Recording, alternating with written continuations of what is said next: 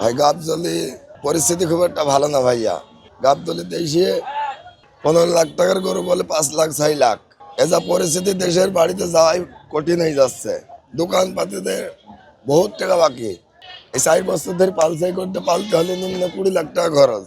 এখানে এসে বছর 6 লাখ 7 লাখ 5 লাখ যার যেটা মন সেই সেটা দাম করছে, বুঝছেন। এখন কি করবো ভাইয়া বলেন, এখন কিছু করার নেই আর। এখানে আছে আর কি 1 সপ্তাহ ধরে খাওয়া দাওয়া সব বন্ধ, কিছু করার নেই। যাতে একটা জিনিস নিগাল আর একটা আনলিগাল আছে, যাতে 2-1 লাখ টাকা কম হয় কোনো বিষয় না।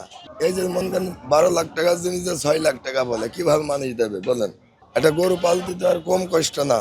বউ বাচ্চা সবাই ধরে শ্রম। বড় করে কিনছেন এখানে জানি ভাইয়া, দেশের পরিস্থিতি বলছে ভালো না। দেশের 20 লাখ টাকা 18 লাখ টাকা করে বেশি গিয়েছে। আর এই বছরে সব কোনো দাম দর নেই, যার যেটা মন মেরা। 380 বলছে দাম, 400 বলছে দাম। 50 টাকায় পেয়ে নিয়ে হিসেবে দিয়ে যাইতে হবে সব আমাদের, বুঝছেন। আরে ঈদ লাগছে মনে, খুশির জোয়ার সবখানে। আরে ঈদ লাগছে মনে, বিকাশ পেমেন্ট সবখানে।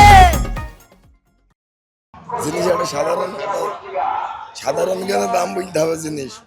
আমি যাতে একটা জিনিস পালি ক টাকা মূল্য গড়দার সেই হিসাব করলে গরু কিনা হবে। কেউ মাংনা দেবে বলেন, বহুত ক্ষতি ভাই আছে। এই গরু যদি বিক্রি করে না যায়, দোকান বাকি 8 লাখ টাকা।